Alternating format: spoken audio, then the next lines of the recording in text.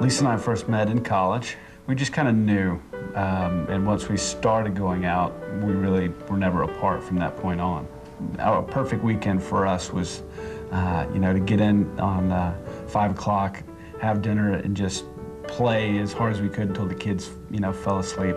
Lisa and I first bought insurance right after we got married. It was just one of those things that I believed in, and so we just set up a couple of small whole life policies right after we got married as retirement, really, just to make sure that there was going to be something in case something happened, and then to have a little retirement set aside for us already. Mike and Beth and Lisa and I, we all knew each other back in school.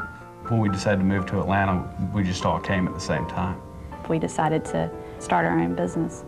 Was that able to help not only them as individuals, but the company, and throughout the years, their company grew also. When we started the business, we knew that we needed to get health insurance and the key man policies set up. The business bought key man policies. There were 4 partners, and they purchased life insurance on each partner. We were 3 history majors and 1 graphic artist, so Lisa was very much the key player in our business. And the last time I saw her, she was outside taking a break, and she started singing the So Long Farewell song. We went and picked Max up from school. Owen was there at the office with us. And on the way from school to home, we drove into a storm. Max asked, he said, "Where's the storm?" I said, "It's right here." I said, "We're right in it." And Lisa said, "Oh, this is very scary."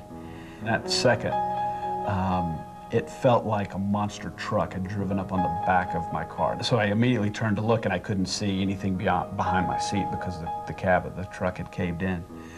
And I pushed the sunroof out and looked out from there and turned around immediately, looked to see what had happened to the back of the car. Where they were supposed to be, there was a huge tree. Max and Owen were killed instantly, and Lisa was, never knew what happened, but it did take her about a minute or so to actually die.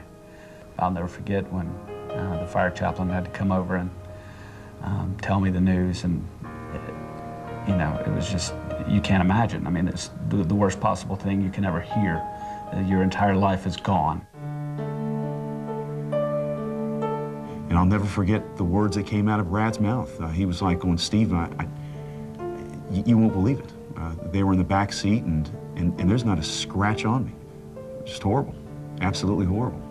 I'm just torn up inside, and I'm having to make arrangements for their burial. When we were planning the music, that was, I tried to pick some things that would be special to both Lisa and Max. On a personal level, as hard as it was to lose Lisa, we also lost Brad. Business-wise, it was a hard hit because Lisa had so much depth of knowledge, was so great with her clients.